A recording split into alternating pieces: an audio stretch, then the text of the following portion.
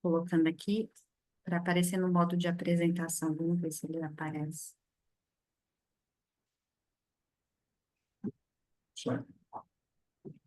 Bom, hoje a gente está trabalhando o capítulo 12, que é Ovos de Chocolate ou uma Tumba Vazia. E eu gostei muito do título, por quê? Porque remete à Páscoa, o que a gente vê de ovos de chocolate, né, de Páscoa, e a tumba vazia. E aí eu fiquei pensando que aqui tem uma escolha, né? Assim, o que que você escolhe? O que que você escolhe acreditar? Em que vai estar a sua atenção? O que que você coloca ali como a razão, né, da Páscoa, a razão dessa comemoração? E aí me lembrou umas coisas que acontecem na minha família. Meu pai, que está aqui, e minha mãe, eles nunca deixaram eu acreditar em Papai Noel, por exemplo. Eles nunca deixaram, não foi uma coisa assim, não era impeditivo, mas ele me explicou de pequeno o que que era o Papai Noel.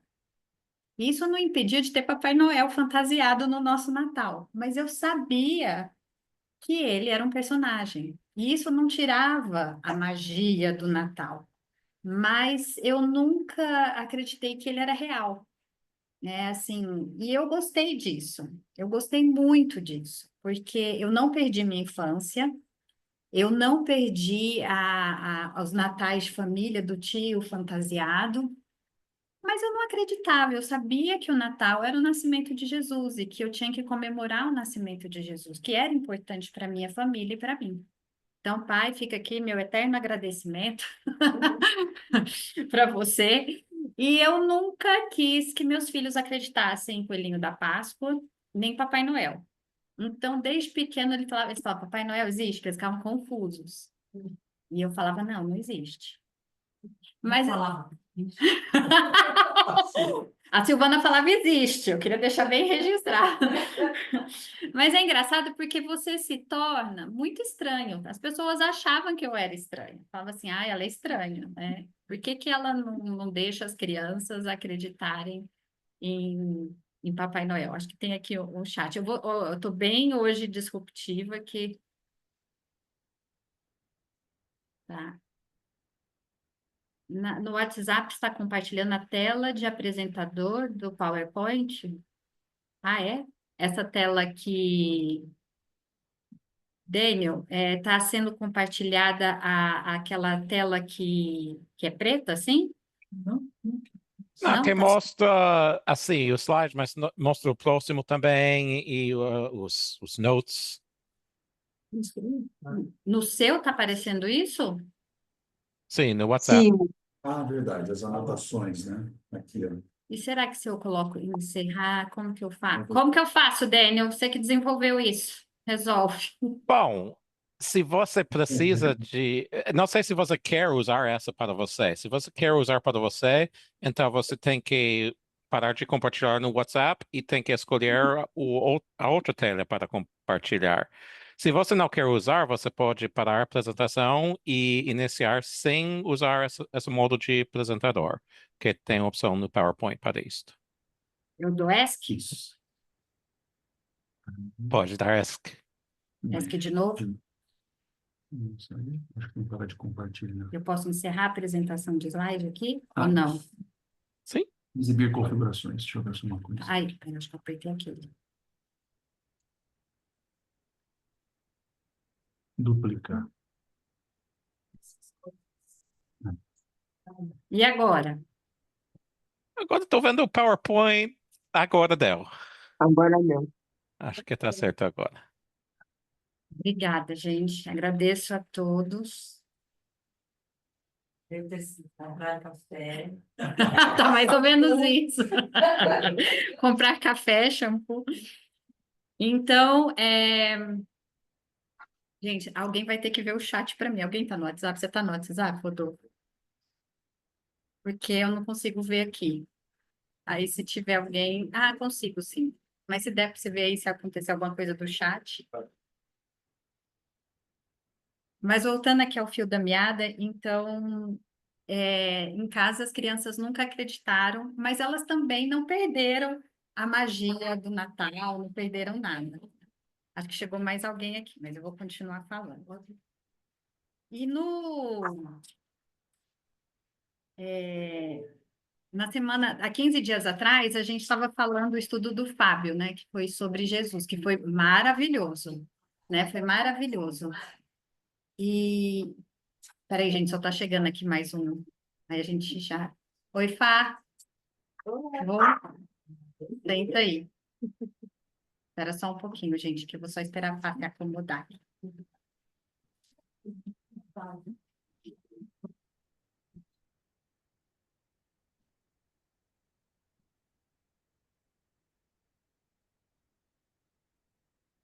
Ah, estava falando aqui que o tema é ovos de chocolate ou uma tumba vazia, né? A questão de uma escolha, né? E eu estava falando que eu nunca deixei as crianças acreditarem em Papai Noel nem Coelhinho da Páscoa. Mas isso não fez com que eles perdessem a brincadeira, mas ao mesmo tempo eles nunca acreditaram. E isso é muito engraçado porque assim a gente faz força para as crianças acreditarem nisso, né? A gente incentiva elas a acreditarem nisso, né? Assim, de tipo, não, Papai Noel existe, foi o Papai Noel que deixou. Aí às vezes tem a criança que pergunta, foi o Papai Noel? Mas por que que ele deixou? E tem criança que ainda fica investigando, mas por que que ele deixou aqui? A criança acha estranho e a gente insiste. Mas a gente faz a criança acreditar nisso e o quanto que a gente faz o movimento contrário para falar que Jesus não existiu, a força contrária para falar que ele não ressuscitou, que ele não é o Salvador. Como essas incoerências ficaram na minha cabeça na hora que eu fui escrever aqui. E se vocês forem pensar, a gente tem muito mais evidência de Jesus e da ressurreição do que um coelhinho da Páscoa, do que o Papai Noel. Só que desses, a gente faz força para a criança acreditar. E de Jesus, da sua ressurreição, hoje as pessoas acreditam assim que é uma metáfora, que a criação do mundo é uma metáfora, mas Papai Noel existe. Papai Noel existe, né?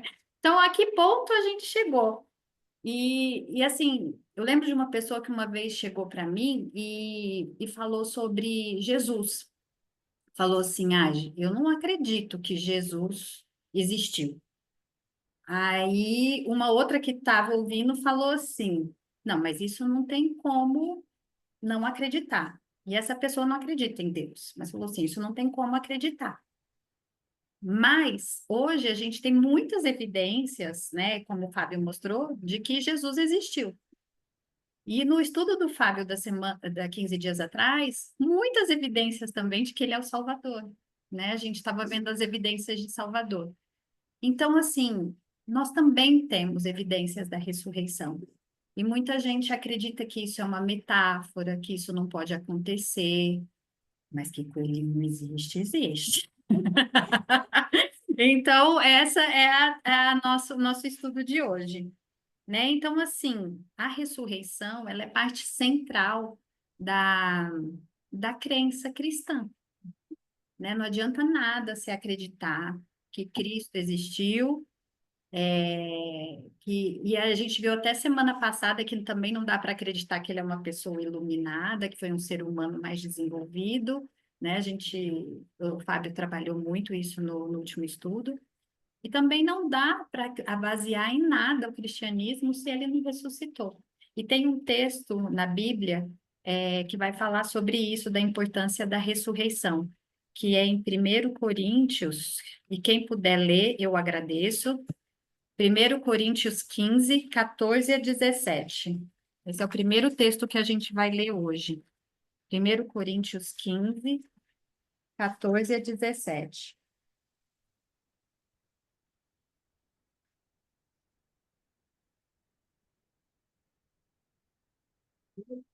Roberta, essa é a leitura oficial, já que meu pai abandonou, né? Eu trouxe adultos. Mas vem ler aqui perto, então. Você pode, amiga? Ler aqui perto do microfone. Ou dá para ler aí com o Rodolfo e eu apago aqui o microfone? É 14, é isso? A Roberta vai ler, eu vou tampar meu microfone, que o Rodolfo vai abrir o dele.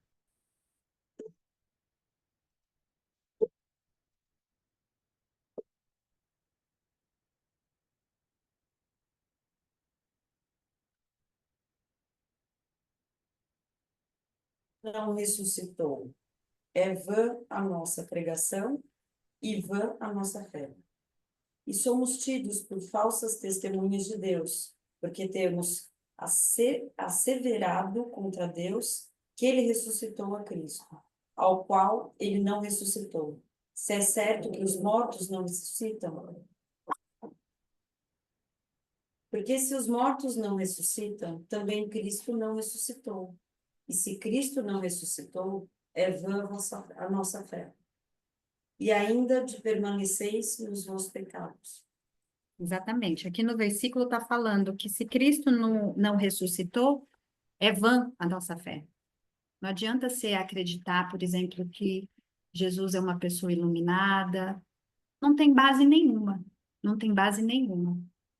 Porque, assim, igual o Fábio falou semana passada, se Jesus, ele veio, morreu por nós, pagou o preço, mas ele não ressuscitou, tá todo mundo morto. Naquela frase, quando ele fala, eu venci, só faz sentido com a ressurreição. Senão, não faz sentido nenhum. Perfeito. Perfeito. Silvana está falando que na frase eu venci, né? Está feito, está pago, ela só tem sentido com a ressurreição. E realmente, só tem sentido tudo que ele fez com a ressurreição. Porque se ele pagou o preço, mas está morto ainda, todos nós vamos morrer. Não tem razão, né? Quando ele vence a morte e ele volta, ressurge, é que a gente tem o pago, né? Tá pago, já fiz a minha parte, morri por todos, e agora vocês têm a oportunidade da vida eterna. Então, a ressurreição de Cristo é o que traz a esperança para a gente. É o que traz a esperança de que está pago, de que ele venceu, né? De que está ali, a gente já está salvo. O nosso preço foi pago pelo Fiador. Essa é a esperança maior que a gente tem do cristianismo, que é na ressurreição, né? Alguém quer falar alguma coisa? Isso também seria uma prova do sobrenatural, que só ele tem o poder para isso, né? O fato da ressurreição também para provar que ele é quem ele é.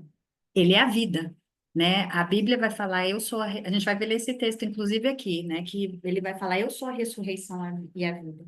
Ele voltou à vida pelo poder que ele tem. Na verdade, ele já tinha ressuscitado lá. Já tinha ressuscitado Lázaro, ele já tinha ressuscitado Lázaro, e agora ele volta com o poder dele mesmo, que ele ressurge. Porque ele é a ressurreição e ele é a vida. E ele é a vida eterna. E ele fala isso várias vezes com os discípulos. E ele apresenta PowerPoint, ele apresenta para os discípulos. Ele fala isso no caminho, ele fala isso várias vezes para os discípulos, que ele ia morrer e ele ia ressuscitar no terceiro dia. Ele falou isso várias vezes. Ele explicou isso. Tudo que ele falava era para falar que ele veio trazer a vida eterna, que a função dele era trazer a vida eterna. Então, essa é a importância da ressurreição. Se a gente disser que não acredita, isso é uma metáfora, isso é um mito, e não acredita na ressurreição, é vã a nossa fé. Não precisa acreditar em nada, porque essa é a base, a centralidade do cristianismo que ele pagou, né? Mais um ponto para gente interessante. Na verdade, essa conversa toda de Paulo aqui, o que Paulo escreveu, surgiu de uma pergunta anterior, que está lá no verso 13, que as pessoas não criam na ressurreição dos mortos. Aí Paulo diz, e se não há ressurreição de mortos, então Cristo também não ressuscitou. Então, na verdade, a ressurreição de Cristo é que nos dá a base para crer e para garantir que isso existe. Porque não foi só ele, como disse também, não foi só ele que ressuscitou. Muitas outras coisas. Algumas outras pessoas não ressuscitaram também. Então, no relato bíblico, Lázaro, vários outros. Mas qual a diferença? Mais morreram de mim. Aí, Jesus, ele ressuscita para a vida eterna, que é a ressurreição que ele promete na segunda. Então, é dessa ressurreição aqui que as pessoas estavam perguntando ali para Paulo, e ele falou, olha, então, se não tem ressurreição de mortos, então Cristo não ressuscitou. Mas a ressurreição é a ressurreição para a vida eterna. Uma pergunta, vocês estão ouvindo o que o Fábio falou? Deu para ouvir ou não? Só mais ou menos. Tá, eu acho que a gente pode, Deu, mas não tão bom. Isso, você tá exatamente. porque aí quando alguém for falar, aí o Rodolfo vai ser o microfone. Então, ó, a gente vai agora ler a história da ressurreição, que ela está nos 4 evangelhos. Então, eu coloquei os textos aqui de onde estão essas 4 falas da ressurreição.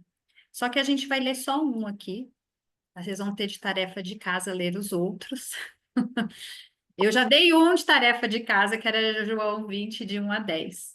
Mas é importante ler depois aí para fazer essas comparações. O que eu queria comentar com vocês nesse momento?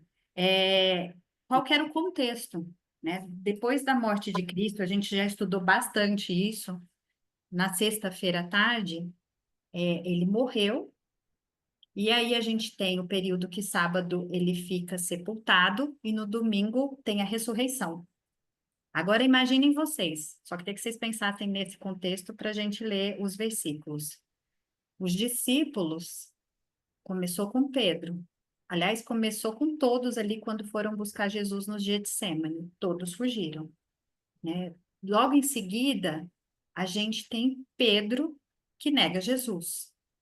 Então, o que a gente percebe ali? Os seguidores de Jesus fugiram, se esconderam, estavam com medo, eles estavam escondidos. A gente vê Pedro vivendo ali, quando Pedro percebe o galo cantando, ele com remorso, né, daquela situação toda. Aí a gente também pode imaginar os líderes totalmente sem paz. Porque, como a gente viu no relato da Bíblia, na hora que Jesus morre, a gente tem eventos na natureza. E isso é muito comum na Bíblia. Toda vez que a gente tem uma fala de Deus, assim como a gente tem lá no Êxodo, né, que ele fala com Moisés, a gente tem trovões, a gente tem manifestações da natureza, né? E isso é muito comum quando Deus está se revelando, né? E no final da Bíblia também, Apocalipse, na segunda volta, a gente vê também a natureza revelando ali todo o poder e a glória de Deus, né? E aí, então, a gente vê, imaginem vocês, Jesus crucificado, ele morre, e de repente tem terremoto, a terra escurece, tem os fenômenos naturais. Obviamente, ainda mais naquela cultura, na hora que isso aconteceu, justamente com a pessoa que estava morrendo, obviamente eles fizeram relação, né? Porque eles tinham uma relação com a natureza, com os deuses, principalmente os romanos, que levavam a essa análise.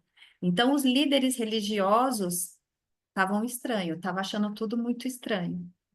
E aí eles chegam, eu acho que essa é a ironia, né? Em Mateus a gente vai ver isso, em Mateus ali, que eles chegam e pedem para Pilatos para colocar guarda no sepulcro.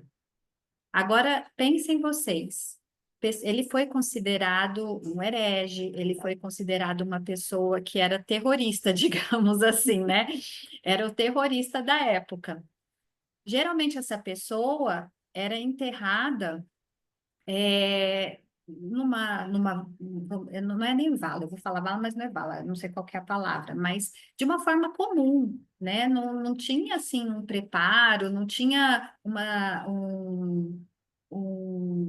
porque ele era ali uma pessoa que estava indo contra o sistema, então não era dado honrarias nem na morte para essa pessoa, né? Um reconhecimento ali. E aí, nesse caso, a gente tem um fariseu que cede ali o sepulcro dele para enterrar Jesus. E pensem bem, um fariseu do Sinédrio cede o sepulcro dele para Jesus as ironias, né, assim que vão acontecendo. Ele cede para Jesus o sepulcro para ser colocado, e a gente percebe esses eventos na natureza. Os líderes religiosos, obviamente, não estão em paz, porque vão lá pedir guardas para colocarem no túmulo, né? E aí Pilatos também, que não estava muito feliz, fala assim, não, tudo bem, pode colocar os guardas lá. E é interessante que quando eles vão pedir os guardas para colocarem ali na frente do sepulcro, eles falam assim, não, é porque ele disse que no terceiro dia ele vai ressuscitar. Mas vai que os discípulos vão lá e roubam o corpo e dizem que ele está vivo. Aí Pilatos concorda. Então a gente imagina aí já a influência de Jesus naquela época e como ninguém estava em paz. Aí eu falei dos eventos da natureza e o povo se questionando, né? Eu fico imaginando assim, a gente às vezes tem crimes que acontecem, coisas que acontecem, que a gente começa, eu pelo menos sou assim, eu vou investigar. Aconteceu, por exemplo, um crime muito feio aqui em São Carlos há 2 semanas atrás, com uma senhora que tinha relação comigo. Então, foi um latrocínio, enfim, foi muito triste, porque tentaram queimaram o corpo dela, e foi uma notícia que mexeu muito comigo. E assim, você quer entender por que que aconteceu isso? Então, eu fui procurar no jornal, eu fui procurar informações. Então, imaginem vocês, uma pessoa que morre, né? E de repente tem eventos na natureza, tem toda essa mexida de informação ali, todo mundo vai querer saber o que aconteceu.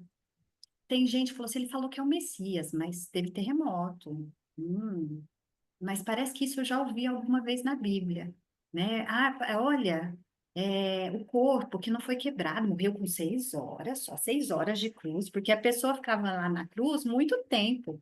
Morrer em 6 horas era um tempo muito curto, né? Tanto é que Pilatos autoriza quebrar a perna dos outros dois para eles morrerem mais rápido, e a de Jesus não foi quebrado. E a gente viu isso, o Fábio falou bastante há 15 dias atrás, que não foi quebrado, as particularidades de Jesus que já estavam no Antigo Testamento. Então, para um bom entendedor, na hora que acontecem essas coisas, você vai falando, peraí. Então, as pessoas, naturalmente, eu acredito que também começaram a se questionar. E a gente tem até a fala do centurião que estava lá com Jesus, que fala, realmente esse era inculpável, né? Ele não tinha falta, né? Então, assim, o centurião que estava ali, que colocou a cruz de espinho, que zombou. Na hora que terminou ali, que Jesus morreu, ele mesmo disse, esse realmente não tinha culpa nenhuma, né? Então, assim, houve um reconhecimento. E aí a gente tem o sábado, que é um sábado em que Jesus descansa. E é bem interessante isso, porque todos os evangelhos vão pontuar essa questão do sábado. E como a gente sempre fala, o que é pontuado é porque tem alguma coisa que a gente tem que notar ali. Então, ele descansou no sábado e no domingo as mulheres foram lá para embalsamar, porque foi tudo muito rápido, né? Jesus morreu, já era perto do Shabá, então eles tinham que colocar no túmulo, tinha todo um preparo que não foi possível ser feito na sexta-feira, então ficou para ser feito no domingo. E as mulheres, elas ficaram até o final na sexta-feira, e no domingo cedinho as mulheres estavam lá. Mulheres ponta firme, os discípulos escondidos, fique bem claro. João ficou também. João ficou. João ficou, verdade. Tadinho do João. Tão bonzinho, né? Então vamos, eu vou só pontuar aqui, mas Mateus nós vamos ler. Então, Mateus 28, 1 a 17. Quem pode ler para a gente? Mateus 28, 1 a 17. Peraí que o Rodolfo vai colocar o microfone e eu vou tirar o meu. Peraí.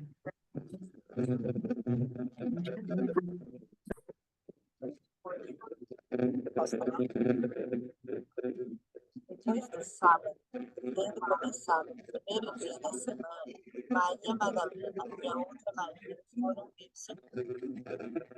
E eles que sobreveio um grande terremoto, pois o anjo do Senhor desceu dos céus e, chegando ao sepulcro, pulou a pedra da entrada e assentou-se sobre ela. Sua aparência era como um relâmpago, e suas vestes eram brancas como a neve. Os guardas tremeram de medo e ficaram como mortos. O anjo disse às mulheres: Não tenham medo. Sei que vocês estão procurando Jesus, que foi crucificado. Ele não está aqui. Ressuscitou, como tinha dito. Venham ver o lugar onde ele jazia. Vão depressa e digam aos discípulos dele. Ele ressuscitou dentre os mortos e está indo adiante de vocês para a Galiléia. Lá vocês o verão. Notem que eu já os avisei.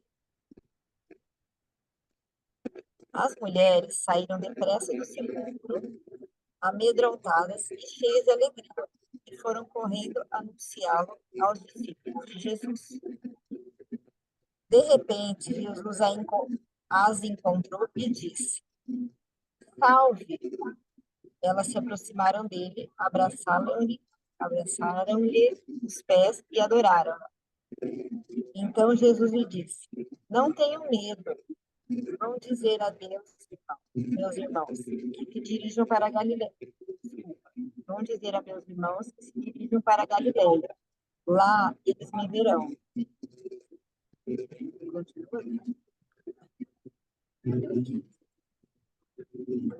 Enquanto as mulheres estavam a caminho, alguns dos guardas dirigiram-se à cidade e contaram aos chefes dos sacerdotes tudo o que havia acontecido. Quando os chefes dos sacerdotes se reuniram com os líderes religiosos, elaboraram um plano. Deram aos soldados grande soma de dinheiro, dizendo-lhes: Vocês devem declarar o seguinte: os discípulos deles vieram durante a noite e furtaram o corpo, enquanto estávamos dormindo. Se isso chegar aos ouvidos do governador, nós lhe daremos explicações e livraremos vocês de qualquer problema. Assim, os soldados receberam o dinheiro e fizeram como tinham sido instruídos. E esta versão se divulgou entre os judeus até os dias de hoje.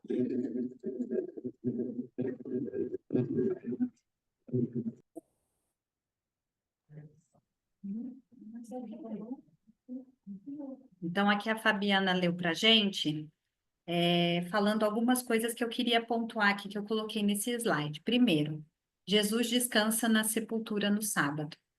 Os guardas são designados para ficar na porta do sepulcro.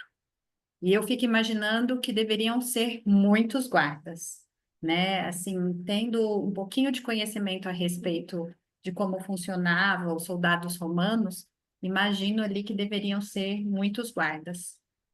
E aí a gente tem um terremoto. A gente tem o terremoto quando Jesus morre, e aqui outro terremoto. E aí a gente vê um anjo removendo a pedra. E aí os guardas ficam como mortos.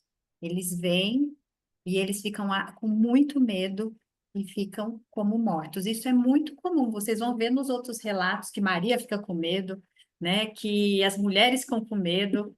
E que imagina, você está lá andando, de repente você vê um ser resplandecente, que sendo uma coisa que você nunca viu, você fica aterrorizado. Então os guardas ficam como mortos.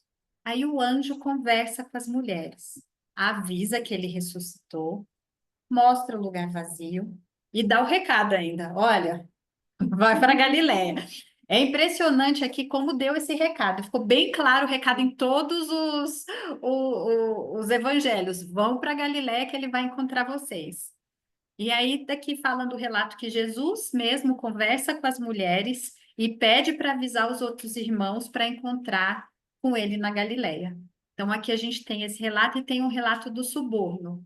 E é interessante esse relato, porque eles pensando que colocando os guardas, olha que inocência, né? Eu fico pensando nisso, que às vezes a gente acha que contém Deus com as nossas atitudes humanas. né? Então, assim, ele colocou lá 100 guardas com o centurião, né? A gente pode pensar assim, 100 guardas, e pensando que isso fosse conter, né?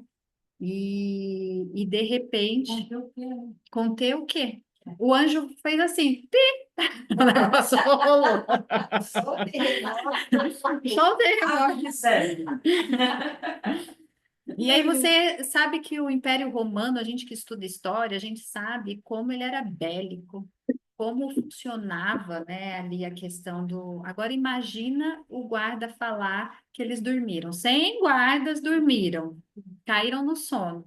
Eles eram levados à morte, né? O guarda romano que não cumpria o seu dever era morto. Era morto. Agora imagina ali a quantidade de soldados que estavam ali no sepulcro e aí falar isso, a gente dormiu e aí roubaram o corpo de Jesus. Então aqui a gente já tem até algumas evidências muito interessantes. O corpo de Jesus não estava lá, né? Porque teve que inventar uma mentira. Então a tumba estava vazia. Essa é a primeira certeza que a gente tem. E aí os guardas romanos mesmo dão testemunho disso. Está vazia. Os sacerdotes pagam essa versão que era uma versão muito, muito mal feita, e o quanto a gente gosta de acreditar, às vezes, em versões mal feitas, né? Que eles falaram, foi a versão oficial, e a gente tem muito isso no nosso governo, né? A gente tem muito isso na vida, versões oficiais, e a versão oficial paga foi que os discípulos, todos os soldados dormiram do Império Romano, e os discípulos foram lá e pegaram o corpo de Jesus, né? E aí a gente vê os sacerdotes cada vez mais sujando a mão, né? Vamos dizer assim, ficando presos na própria teia de mentiras que eles foram construindo. São aquelas pessoas que já fizeram besteira e aí vão fazendo mais besteiras para tentar remendar o que já não era possível de ser remendado, né? E aí Pilatos acaba concordando com essa versão, porque para ele também era conveniente, né? Então, assim, umas mentiras convenientes para acalmar, para abafar o caso de algo que estava na cara, uma tumba vazia. E 100 soldados dormiram. Romanos ainda, né?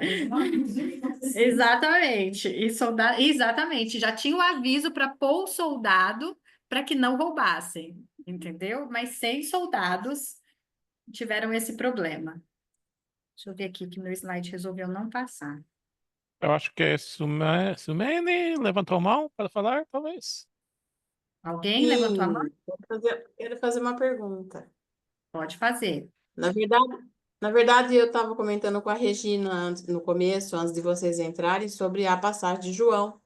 E a gente ensina para as crianças que está em alguns livros que explicam, né, que quando Jesus morreu, ele foi envolvido em lençóis. E quando as mulheres entraram lá na tumba e a tumba estava vazia, os lençóis estavam dobrados e alinhados, a tumba estava arrumada em ordem.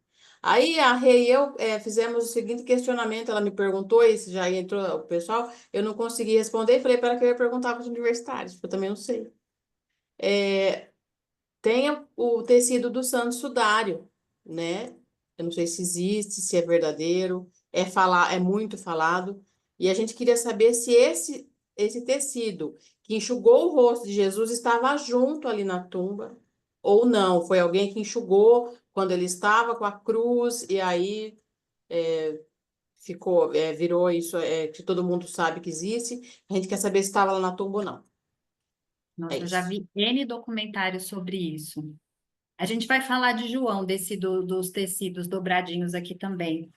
Eu não sei se vocês sabem, assim, eu sei dizer, mas eu não sei dizer com profundidade do Santo Sudário. Vocês sabem alguma coisa? Liga o microfone aí, Bruno.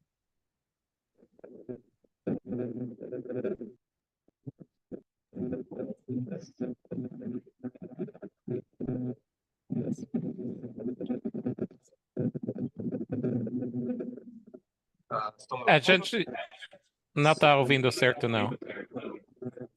A gente não está ouvindo. Se quiser baixar um pouco.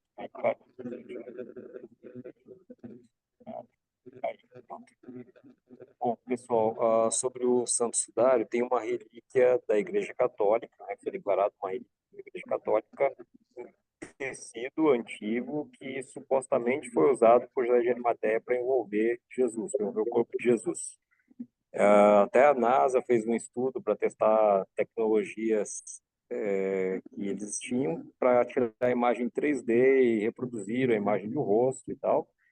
E fizeram testes em manchas de sangue que tinha lá, mas o problema desse tecido é que é um material que é muito fácil datar ele. E ele não é um tecido datado daquela época. Então, ele se não me engano, é anterior, não lembro agora se é anterior ou se é posterior, mas é questão de séculos diferente do que a data da crucifixão de Cristo. Então, essa relíquia católica não a gente pode descartar ela como sendo realmente o Santo Sudário, tá? E aí existem várias lendas que foram criadas acerca disso, especialmente na Idade Média, quando se incentivava a tomada da Terra Santa em busca de relíquias cristãs, né? Mas a gente não tem nenhuma notícia sobre o que pode ter acontecido com esses tecidos, nem nada disso. Eu acho que existem relíquias mais importantes do que o Santo Sudário, ainda que seriam interessantes a gente conhecer algum dia. O principal delas, biblicamente falando, diria que seria a Arca da Aliança, né? Que é uma coisa que materializa muito mais a lei de Deus, toda a relação dele com o povo de Israel, todo o plano da redenção, tudo materializado está tudo ali. E acho que uma relíquia muito mais importante do que simplesmente o pano ali que foi envolvido em Jesus, especialmente porque o principal ponto ali é de que Jesus não estava mais naquela tumba, a tumba estava vazia, ou seja, houve a ressurreição. Mais importante mais importante é isso, a ressurreição, a ressurreição.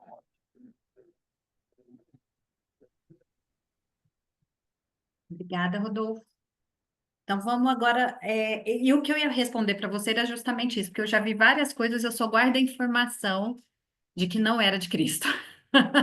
Eu só guardo a informação disso, mas eu não saberia dizer o porquê.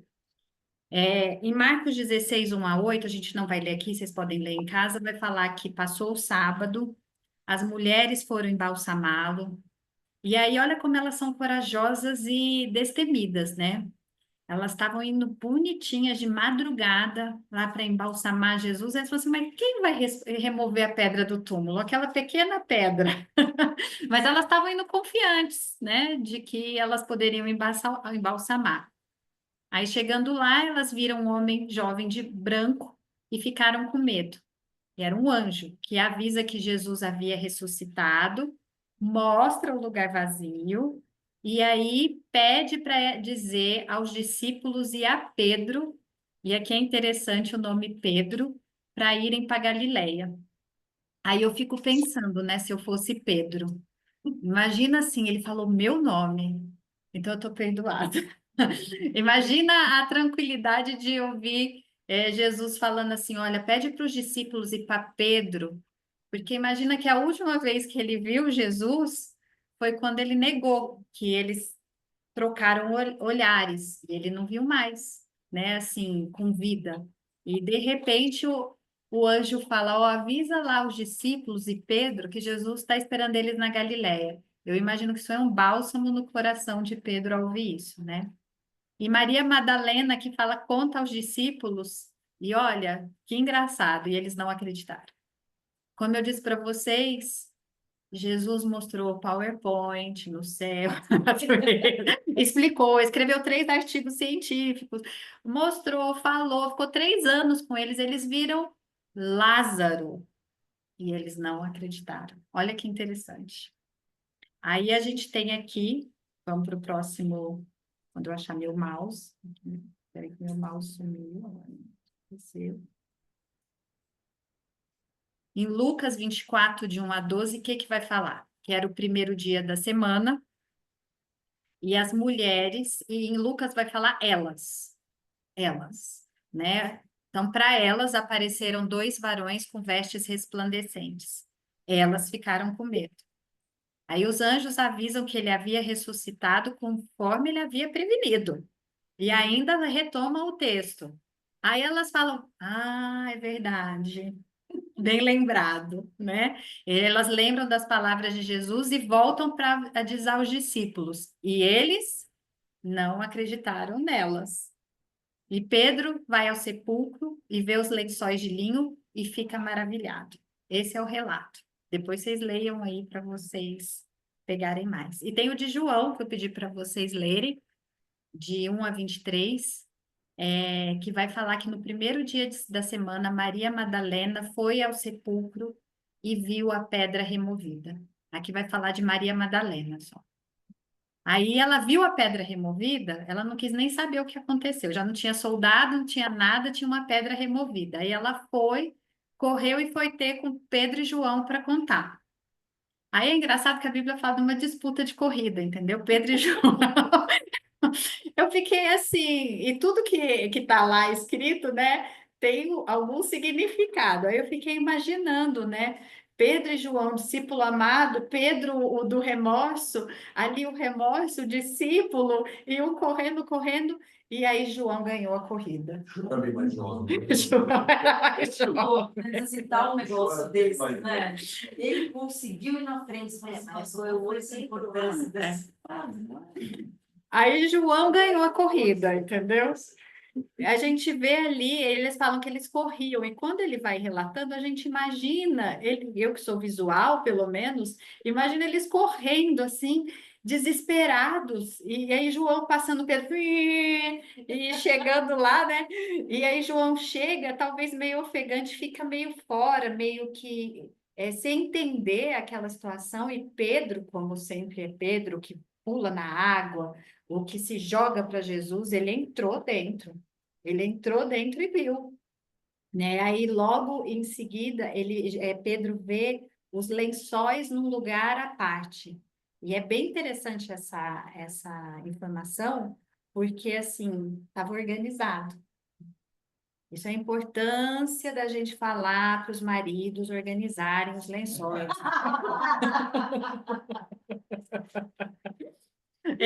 Jesus deu esse modelo. O que que ele falou? Não teve roubo.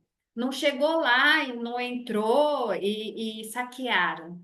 Porque quando você saqueia, quando você rouba, você remexe, você não tem esse cuidado. A pessoa que saiu dali, ela ainda teve o cuidado de tirar, né, as roupas mortuárias e dobrar, né, deixar ali num cantinho, indicando que não houve roubo, não houve um arrastão ali. E aí João entra, e a Bíblia diz que ele viu e creu. E aí eles foram para casa. Aí eu imagino que Maria chega só agora, porque imagina, eles foram correndo. Exato, aí é que chegaram. Maria veio um pouquinho mais devagar, então Maria retorna, né? Então a gente vê a Maria indo atrás, a gente vê a corrida e a gente vê a Maria chegando. A Maria retorna e fica chorando de fora e vê os anjos. E os anjos perguntam para ela por que ela está chorando. E ela fala porque levaram o meu senhor. Vocês sabem para onde ele está? Vocês sabem o que aconteceu com ele? E aí ela não consegue. Ela está só chorando. Ela está só chorando. Ela não consegue ver. E aí um homem pergunta para ela por que você está chorando? E ela pensa ser o jardineiro. E ela fala, Senhor, para onde está? Onde que levaram o meu Senhor, né? Você sabe onde está? Porque eu preciso preparar o corpo dele. E aí ela não vê, está na frente dele, e ela não vê, porque ela está chorando. E aí ele fala, Maria, e aí ela reconhece a voz de Jesus. Ela reconhece a voz dele, e ela chama ele de mestre. Fala, mestre. E aí ele fala com ela, né? Mas assim, estava na cara dela e ela não vê. Então, esses são relatos do. Gente, meu mouse está sumindo aqui. São os relatos da ressurreição. Então, a gente tem aqui algumas evidências, né? Ao contrário do coelhinho da Páscoa, a gente tem algumas evidências aqui. Primeiro, que é um túmulo de um fariseu do Sinédrio. O Sinédrio foi justamente o que condenou Jesus à morte. E aí a gente tem uma pessoa que oferece, uma pessoa conhecida, que era do Sinédrio, facilmente identificável o túmulo, ele oferece o túmulo para Jesus. né? Então, assim, contrariando ali a lógica de que Jesus seria colocado como um herege, jogado, corpo, não tendo honrarias ali no seu sepultamento, tem o túmulo de um fariseu do Sinédrio. A gente já falou isso, a tumba vazia vista por guardas romanos. Os próprios guardas romanos testificam disso, né, da tumba vazia. A gente vê também essa questão que eu falei para vocês, dos guardas romanos são subornados para mentir. Eles poderiam ser mortos, né? E uma mentira que não cola, mas é a mentira oficial. E a mentira oficial faz todo mundo acreditar. Mesmo que você não acreditar na mentira oficial do governo, você corre também riscos, né? Aí esse aqui é bem interessante. As primeiras pessoas que dão testemunho da verdade são mulheres, que não era nem considerado o testemunho delas em audiência, né? Então, assim, é muito interessante que as primeiras pessoas que veem Jesus são mulheres. E são pessoas que nem têm valor o testemunho, nem era considerado o testemunho, né? Jesus aparece para elas.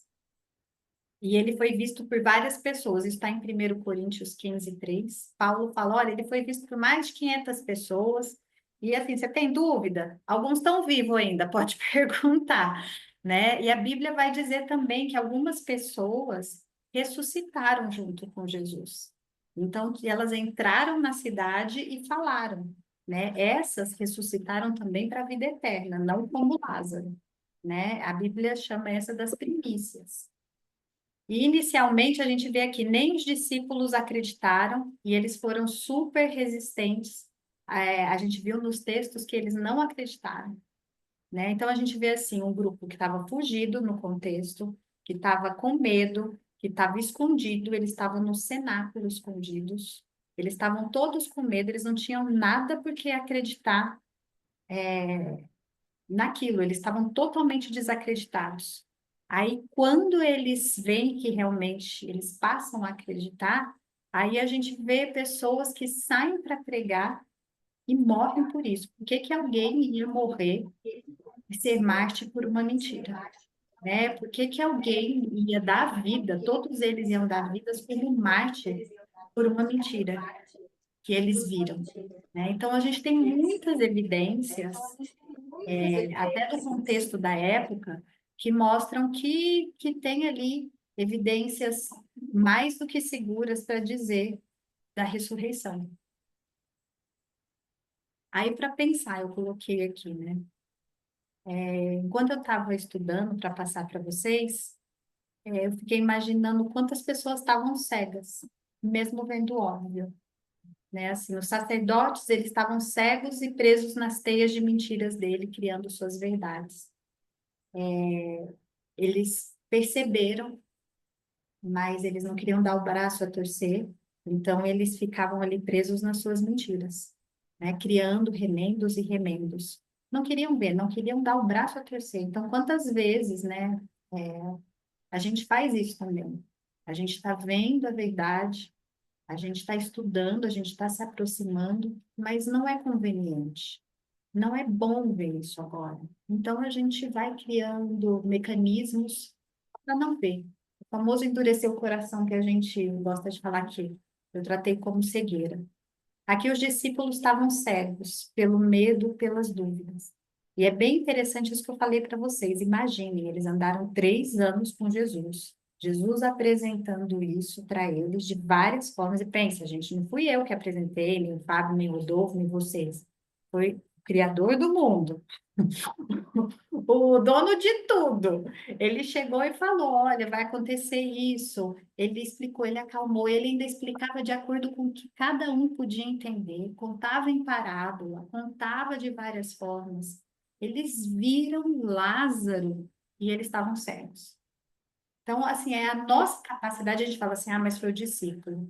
Agora, imagina, se o discípulo fez isso, o que que a gente não faz? Né? Às vezes, assim, a verdade está escancarada e a gente fica cego.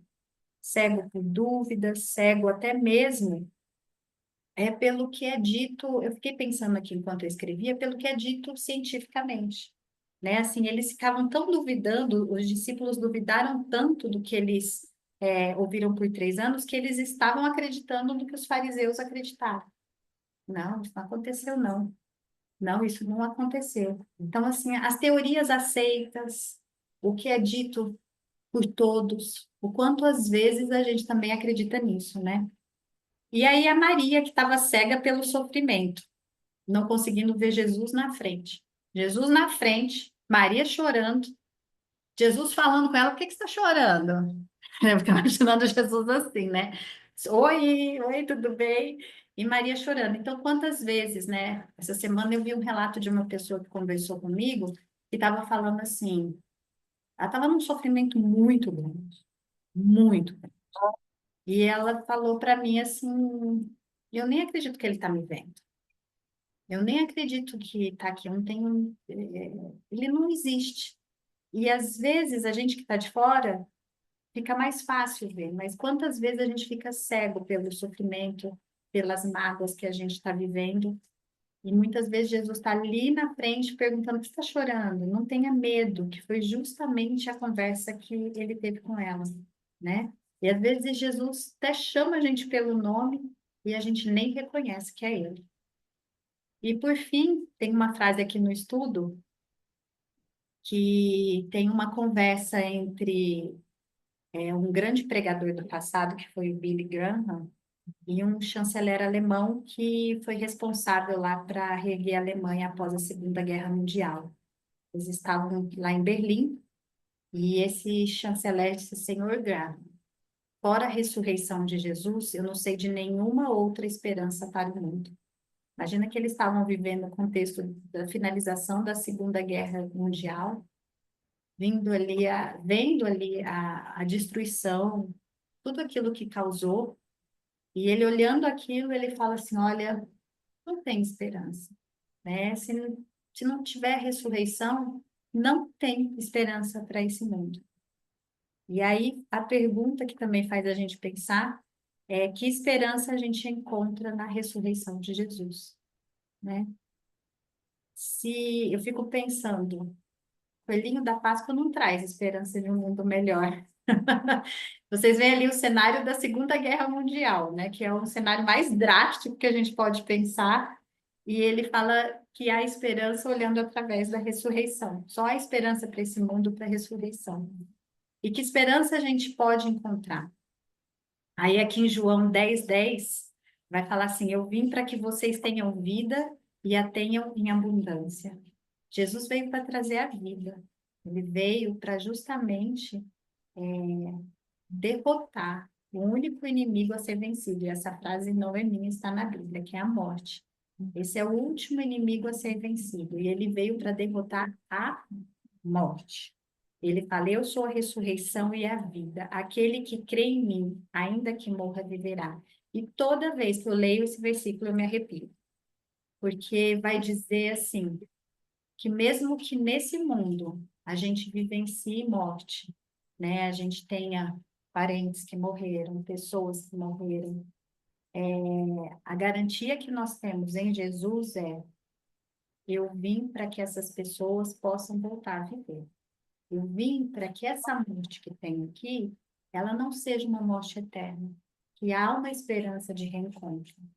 A Bíblia, assim como o Fábio falou no último estudo, ele vai passar uma linha do tempo da Bíblia. Nós temos Gênesis 1 e 2, que é antes do pecado. Aí a gente tem os parênteses, que é o período do pecado e do plano de redenção. E a gente tem a continuação disso, que é na nova terra.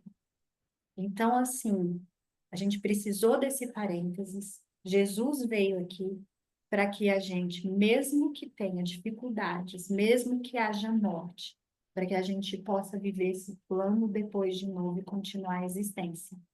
Então, a esperança está aí na Bíblia. E agora eu fico pensando, né? Que esperança a gente tem num mundo em que a gente vê notícias como essas de morte, de pessoas inocentes morrendo. E se não tiver ressurreição, se não tiver, a gente realmente não tem nada em que acreditar. A gente é só esse mundo mesmo podre, né? E aqui, e a gente foi enganado. A gente Mas eu sou toda minha. Exatamente. E aqui, e aqui vai falar: quem come a minha carne, bebe meu sangue, tem a vida eterna, e eu ressuscitarei no último dia. Então, que tenha certeza, e não só nesse versículo, a Bíblia é recheada, como diz, está o PowerPoint, está tá tudo explicadinho ali. A gente só não pode ser cego para o que está escrito. Ele fala: eu ressuscitarei no último dia. Ah, será? Ele veio, ele é o Salvador. Ele ressuscitou. E o versículo que a gente leu é: se ele ressuscitou, todo mundo vai ressuscitar. E se ele não ressuscitou, eu não acredito em nada. Não acredito em nada porque não tem o que se acreditar. Aí eu trouxe esse textinho que eu estava lendo, desse livro aqui, O Desejado de Todas as Nações, que eu gosto muito. E é um livro que vai falar sobre a vida de Jesus. E ele fala assim: para Jesus a morte é de pouca importância, porque ele já venceu, ele já pagou o preço. E isso é muito interessante, porque assim, para a gente que é cristão, a morte não tem um peso tão dolorido, porque a gente sabe que ela é um sono, ela é um momento de silêncio e escuridão. Você está dormindo, igual quando você está à noite. Para o cristão é isso que a Bíblia fala. Você dorme, você está descansando, mas a sua vida está escondida em Cristo, porque Ele é o fôlego de vida. Então, o fôlego de vida, que é a vida que Ele cede para que você viva, porque a vida vem dele. O fôlego de vida não é um espírito, é simplesmente Ele cede uma parte da vida dele, porque Ele é a fonte da vida para você. Na hora que você morre, o fôlego de vida volta para Ele, e Ele guarda com Ele. E Ele guarda porque quando Ele voltar a segunda vez, Ele também vai ressuscitar aquelas pessoas que creram, assim como João, como Pedro, Maria Madalena. E mesmo que nós, por um breve momento, fiquemos cegos por algumas dúvidas, por angústias, a gente tem a esperança de que os discípulos também passaram por esse período. Mas a gente pode chegar com fé e ver, pelas evidências que a gente tem hoje, pelo tudo que a gente já tem, o quanto isso aqui está mais próximo do que a gente imagina, né? E essa fé que aquece o coração, de que, assim, está descansando. E logo, logo, Jesus vai falar o seu nome, né? A gente fala assim, eu lembro que quando minha avó faleceu, eu falei assim: mãe, a gente estava conversando, né? Mãe, já imaginou? A vovó, a primeira coisa que vai ouvir agora, ela está descansando de todas as lutas, né? E a primeira coisa que ela vai ouvir vai ser o nome dela, e quem vai falar vai ser Jesus, né? Então, para a gente isso é um grande consolo. E assim, é muito engraçado isso, porque falar isso hoje em dia é quase uma audácia. É como se você é melhor se acreditar no coelhinho da Páscoa, que é mais tranquilo do que você falar isso. Sabe uma coisa que eu acho muito bonita nesse estudo que a gente está falando muito na nossa perspectiva, né? Cremos na ressurreição e tal, e temos a esperança. Mas pensando na perspectiva da pessoa que morreu nessa esperança, por quanto tempo ela vai agora na ressurreição? Abrir e pescar de óleo. Um abrir e fechar. Então, Abel foi o primeiro que morreu após o pecado. Quanto tempo vai durar esse período todo? 6.000 anos, praticamente, já se passaram. Menos de um segundo. Ele fechou. Ouvindo a voz de Deus. E a gente Puxou o sapato. de Jesus, né? Que é a capacidade de fazer, né? De recriar de novo esse ser humano numa outra. Não vai pegar os átomos, não vai pegar a matéria, a mesma matéria, isso aí. Né? Esses átomos estão por aí. Não, vai criar de novo. Só que com todo esse fôlego de vida que está guardado com ele, que é o que? Não sei. Todas as nossas memórias, tudo isso está lá na nuvem, né? Do céu, guardadinho lá. E no momento Jesus vai recriar esse corpo físico e vai colocar de novo isso aqui. É nosso. Mas eu falo, quando a pessoa... Você quer colocar o volume do... Quando a pessoa... Peraí.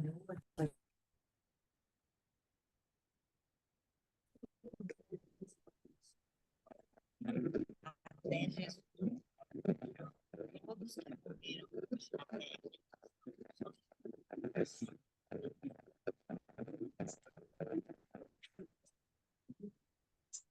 A gente não está ouvindo.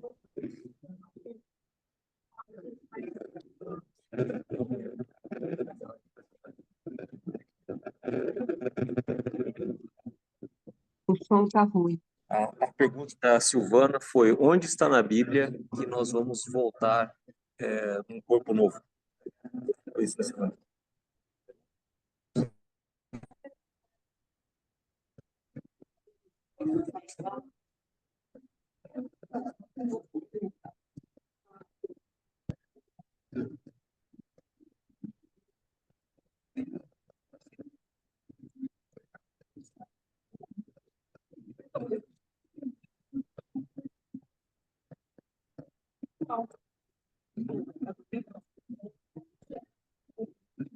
A gente não está ouvindo nada. Primeiro foi isso.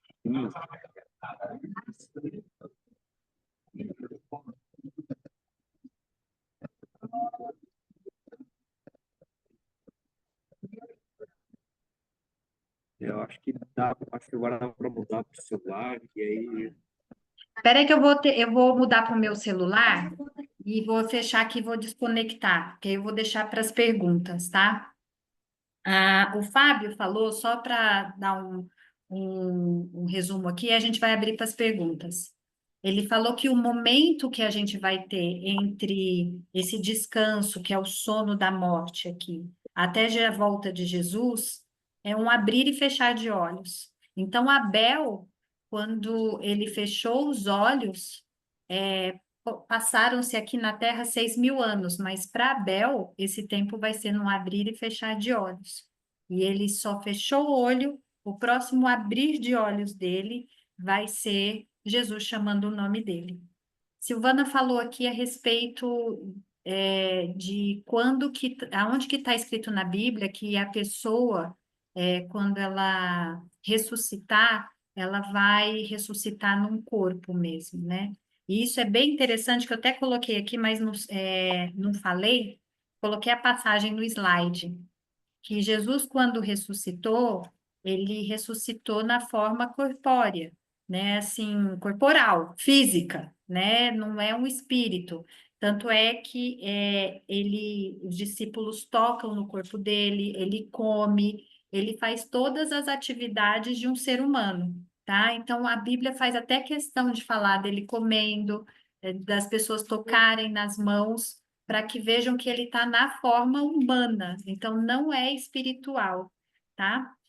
Eu vou então aqui só finalizar e eu já passo para as perguntas enquanto o Fábio está procurando ali. Esse slide aqui eu só retomei a pergunta ovos de chocolate ou tumba vazia, né? Que é uma questão de escolha. Só para finalizar, eu já falei isso uma vez e vou falar de novo. Eu tenho uma amiga que ela é cristã. E a gente estava falando sobre Halloween. E aí ela perguntou para mim por que que eu não incentivava as crianças no Halloween. E aí eu falei o motivo porque eu não acreditava, repartindo com ela a fé cristã, porque ela é cristã. Aí ela virou para mim e falou assim: não, não, não, para, não quero nem saber. Eu não quero nem saber, porque é uma brincadeira para mim, eu acho super legal, adoro Halloween, não quero nem saber, né? Então, assim, a escolha de continuar cego nas teias das mentiras, das comodidades, que às vezes o coelhinho da Páscoa, o Papai Noel, eles são verdades cômodas, né? A gente está acostumado, a gente não tem que fazer nada contra, a gente só tem que seguir a maré. Mas é uma escolha que traz esperança, a tumba vazia. O coelhinho da Páscoa não traz, né? A gente pode pensar que a ressurreição, como aquela frase, é a única esperança que a gente tem nesse mundo. E ela implica uma mudança na nossa vida, né? Quando a gente decide escolher a tumba vazia, a gente tem que ir para Galileia, encontrar Jesus. E aí é muito interessante que nos evangelhos, sempre o convite dele, depois que você sai com ele da tumba vazia, me encontra na Galileia, e depois ele vai falar, ide por todo mundo, e falar do que você viu. Fala do que você escutou, fala desse amor que você encontrou em mim. Então, esse é o convite de Jesus, né? Então, eu vou parar aqui, eu vou ligar o outro som, porque agora a gente vai deixar as perguntas, tá? Só um instantinho, que isso vai demorar só 30 segundos. Eu sou muito expert. Não, é gordura. Aqui eu. Esse aqui já.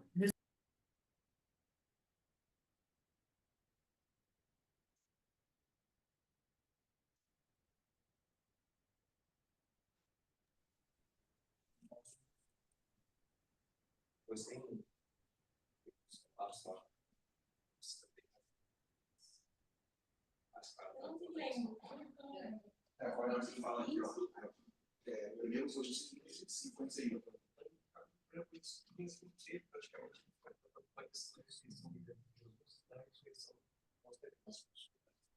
Olha o subtítulo que está lá antes do verso 35. Não Vocês estão estamos ouvindo ouvindo? bem. Não. Não? O subtítulo da Bíblia. Gente, peraí, que eu acho que eles não estão ouvindo. Não, não. Não, a gente está ouvindo quando você fala, Karine, mas assim, com as outras pessoas mais longe, não está ouvindo, está bem mufado. Longe não estão ouvindo? Não. Eles não estão ouvindo. Não dá? É que a gente está conversando. Vamos para cá. Quer por aí? Vamos para isso. Já liguei. Verso 35. Vai lá. Deixa eu aumentar o áudio. Vou começar a leitura aqui, se vocês puderem acompanhar. Mas alguém dirá: como ressuscitam os mortos? E em que corpo vem? Então está bem a questão aí. Em que corpo vem? Insensato, o que semeias não nasce se primeiro não morrer.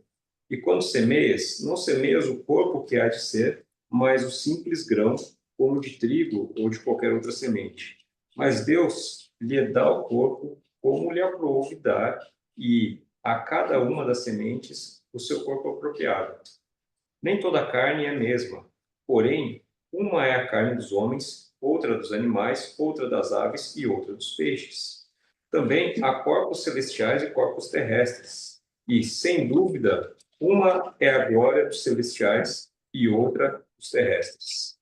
Uma é a glória do sol, outra a glória da lua, e outra a das estrelas. Porque até entre estrela e estrela há diferenças de esplendor. Pois assim também é a ressurreição dos mortos. Semeia-se o corpo na corrupção, ressuscita na incorrupção. Semeia-se em desonra, ressuscita em glória. Semeia-se em fraqueza, ressuscita em poder. Semeia-se corpo natural, ressuscita corpo espiritual. Se há corpo natural, há também corpo espiritual.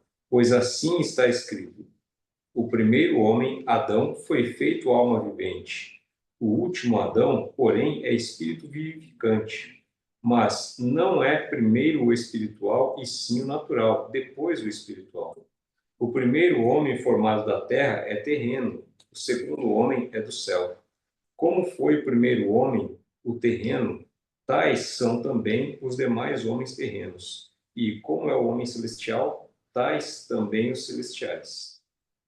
E assim, como trouxemos a imagem do que é terreno, devemos trazer também a imagem do celestial. E agora vem a questão aqui de como esse corpo.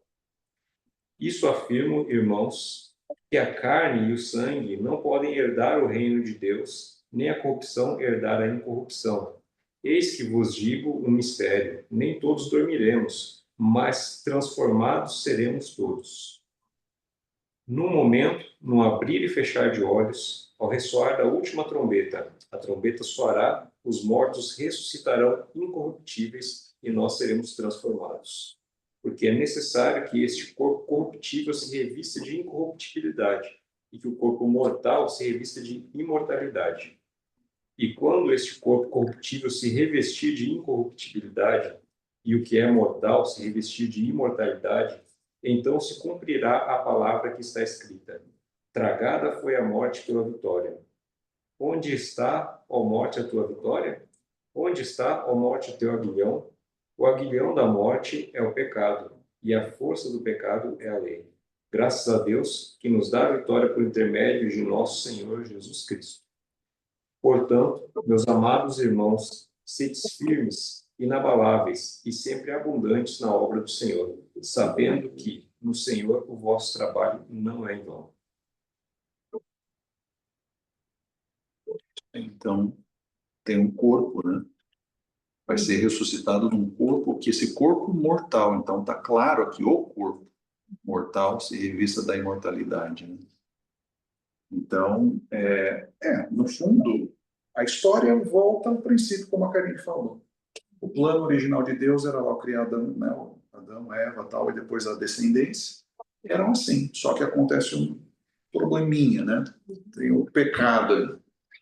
E depois volta ao início. Então, como Adão foi criado, né? Como era Adão, assim vai ser depois na glorificação, né? Com imortalidade, com incorruptibilidade, né? As duas palavrinhas aqui. Então, é assim que vai ser.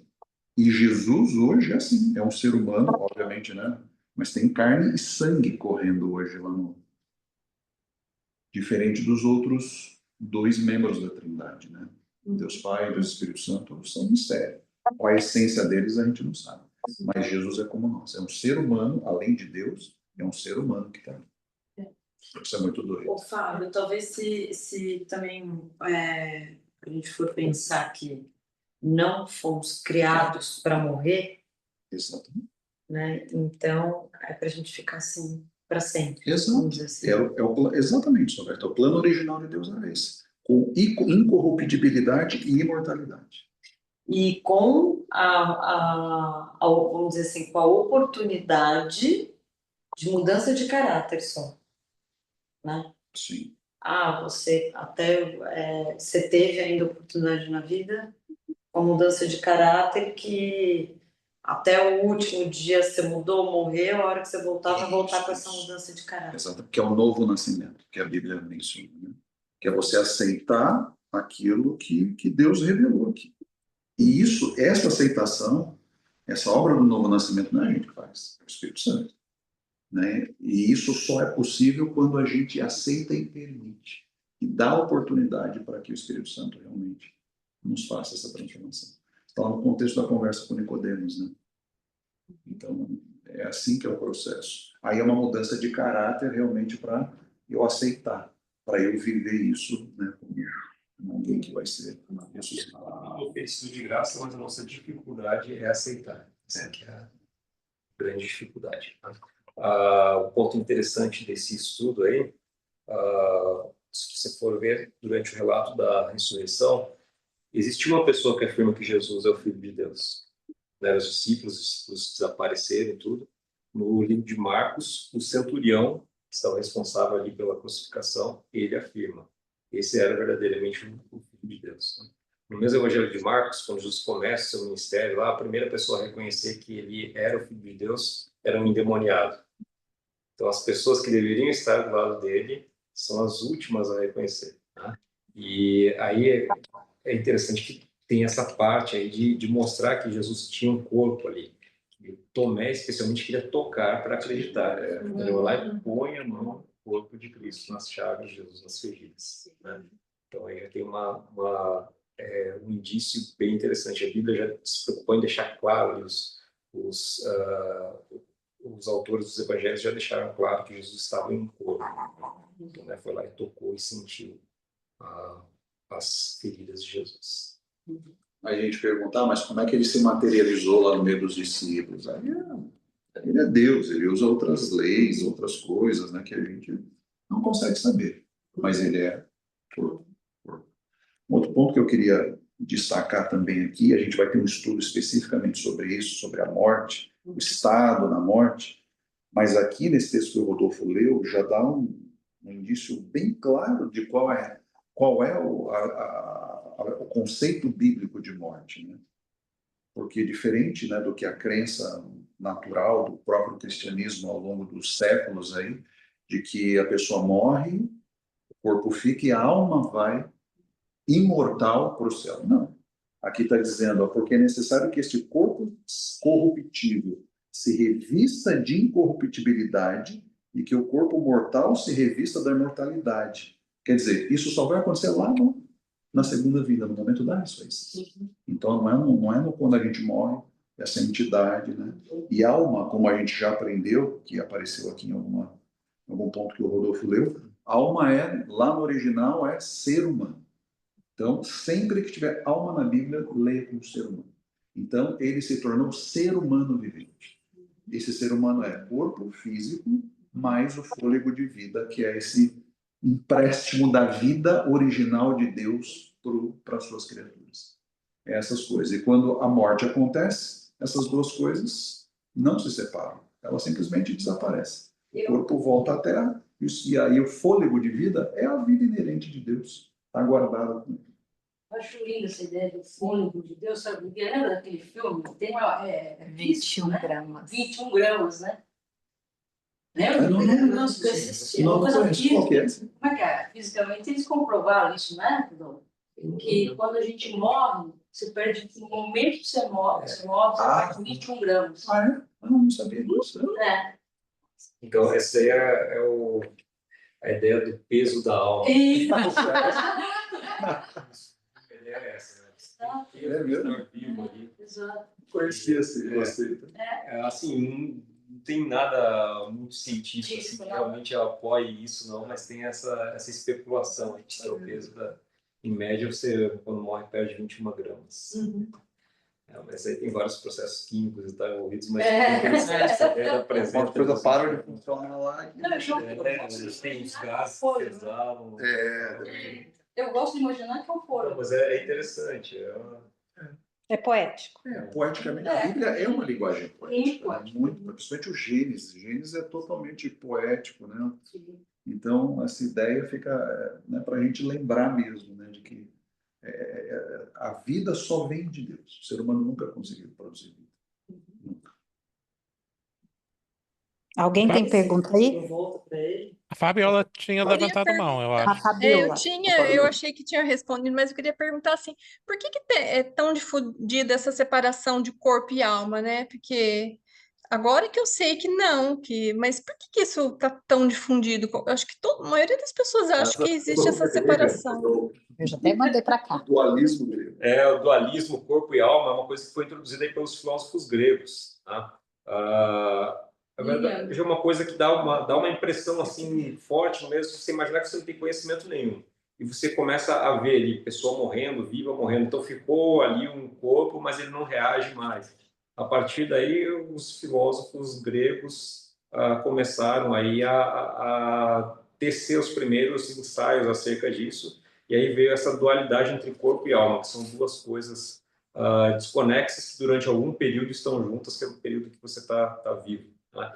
E a partir da filosofia grega, isso aí foi entrando em diversas situações. Mas, apesar da filosofia grega ter elaborado bastante isso, e por isso que fica na nossa cultura ocidental hoje, outras culturas já iam para esse lado também. Aí, né? Se for mais para a cultura oriental, também já existia essa ideia aí de um espírito, de alguma coisa que sai do corpo, né? que continua. Porque o ser humano sempre buscou, nunca aceitou a morte, sempre buscou uma alternativa. Tá? E aí a solução mais fácil, aparentemente, a primeira situação que você encontra quando você vê isso, está vivo e desaparece, saiu alguma coisa, não reage mais, saiu alguma coisa dali.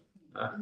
E então, embora isso tenha começado a ser sistematizado, aí se espalhou para o Ocidente com a filosofia grega, se você buscar outras culturas, já existia essa ideia dos espíritos que abandonam o corpo e tal. A gente vai ter um estudo específico, né, Sim. mais para frente. Quer complementar, Fábio? Não, está perfeito. Respondido, Fabiola? Sim, sim. Ou Obrigada. você ia falar alguma coisa? Nada. O que você ia falar, Rô? Isso que eu falava, eu estava pensando outra coisa. É muito. O que mais aparece na Bíblia? Não temos? Ou não tem alguma outra coisa que. Parece que mais?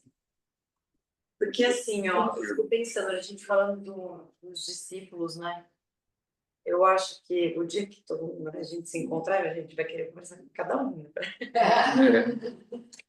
Eu acho que a resposta deles vão ser sempre: tive medo. É verdade. Eu O acho que eu mais memória é um ouço- medo. O que eu mais ouço Deus falando para mim é ser forte e corajosa. Então, cada um deve ouvir algum recadinho. Porque O eu meu acho que é o esse. medo tá. Tudo que ele quer, a confiança, né? 100% de confiança. Eu acho que o que mais bloqueia não é você acreditar ou não acreditar. Eu acho que é o medo. Como Por ficaram os mais- discípulos, né? Eu acho que a gente vai perguntar para todos eles, não, foi medo. É. Eu acho. É o que paralisa a gente, a Eu falta de acho que é o que confiança, né? paralisa. Que foi exatamente perfeito, Roberto. Se a gente pegar lá quando Deus vem lá no Jardim do Éden, Primeiro sintoma, depois do pecado. ele pergunta, Adão, onde que você estava? Por que você está escondido? E que ele responde, Eu tive medo. exatamente. Que ele se sente nu, né? Exato. Gente, não estava, sempre esteve. É o sentimento mais primário pós-pecado. Quer ver?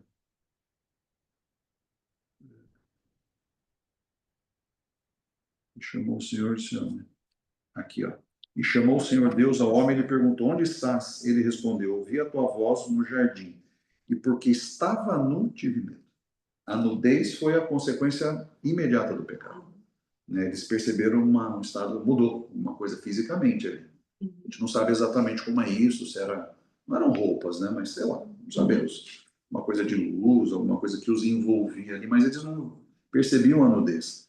Mas quando isso acabou, isso mudou, ele teve medo. Então, o primeiro sentimento que surgiu na humanidade pós-pecado é o medo.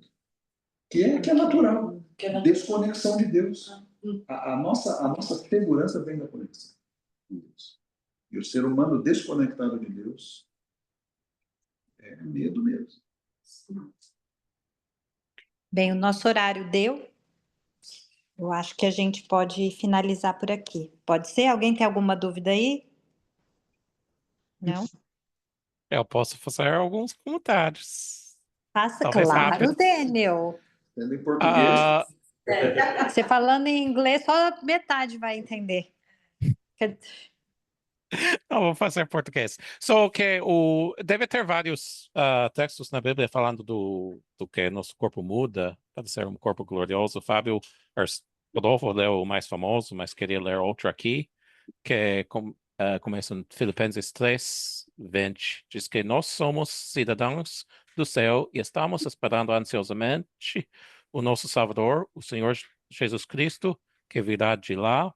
Ele transformará o nosso corpo fraco e mortal e fará com que fique igual ao seu próprio corpo glorioso, usando para isso o mesmo poder que ele tem para dominar todas as coisas. Então, a gente não quer, assim, fazer uma teologia só com um texto, então, só para dar mais uma, que fala mais ou menos a mesma coisa, mais bonito, que vamos ter os nossos corpos mudados para ficar igual a Jesus tem agora. Outro comentário que eu queria fazer era como que chama, os vestes do Jesus que ficaram no túmulo. Sudário? O sudário? O, O manto, o o lençol. manto, o lençol é a palavra. Pensam como que era para essas pessoas. A palavra que eu uso para descrever era confusão. Assim, era uma grande confusão. Porque eles estavam aí com medo dos judeus, daí as mulheres falaram, não tem, tá vazio o túmulo, corriam os dois discípulos aí, depois Maria voltou. Então era muita confusão. Depois eles viram Jesus, mas então, o que aconteceu com os lençóis? Eu acho que nada. Eles provavelmente nem estavam pensando nisto. Primeiro porque estava tudo louco, tudo confusão, e depois porque eles viram Jesus. Então, essa era a coisa. Então, eles estavam falando com Jesus, daí ele Deus, assim, ele falou para eles o que iam fazer, que iam esperar o Espírito Santo e depois pregar. Então, eles ficavam juntos, orando, tudo unidos.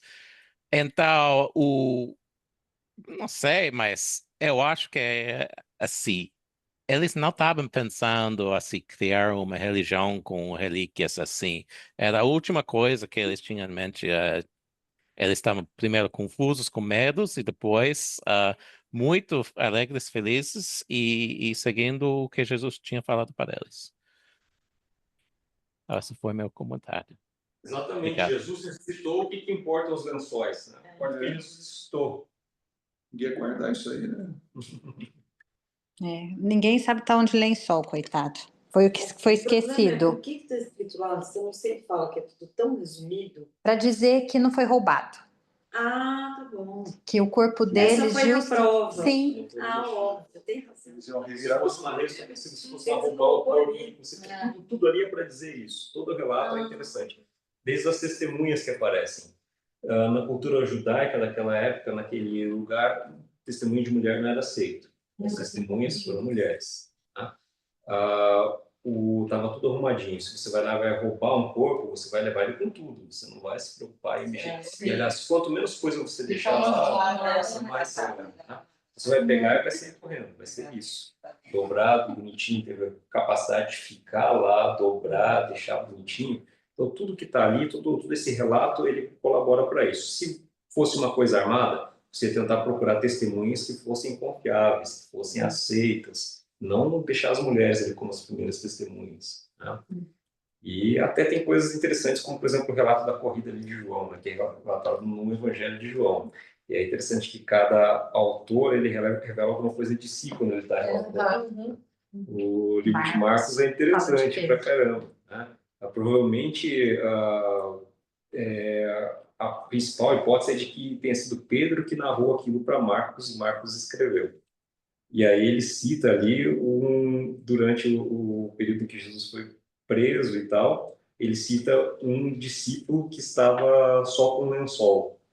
E aí provavelmente esse discípulo era o próprio Marcos, então estava revelando alguma coisa dele ali. Né?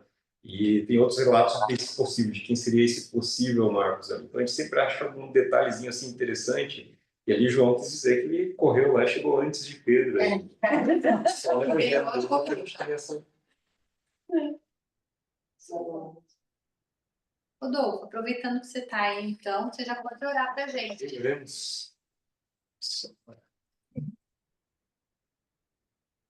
Querido Deus, muito obrigado por mais essa oportunidade de estarmos aqui reunidos, aprendendo mais acerca da sua palavra. Abençoe a cada um de nós, ajude-nos, Senhor, a compreendermos, a sentirmos a sua presença e a aceitarmos a sua graça. Perdoe-nos de todas as falhas que nós cometemos, de tudo aquilo que fazemos até com boas intenções, mas que não estão de acordo com a sua vontade. E ajude-nos, Senhor, a compreendermos os seus planos para nós e a fazermos a sua vontade. Abençoe também nossos amigos, nossos familiares. Isso nós lhe pedimos e agradecemos em nome de Jesus. Amém. Gente, muito obrigada pela paciência. Nos próximos a gente vai ficar melhor aqui com a tecnologia. E boa noite para todo mundo. Fiquem com Deus. Boa noite. Obrigada. Boa noite. Boa noite. Obrigada. Desliga. Boa noite a todos. Durmam bem. Seu pai falou. O pai falou. A voz é inconfundível. Essa voz é inconfundível. Eu fico imaginando o teu bom dia, boa noite. Como é?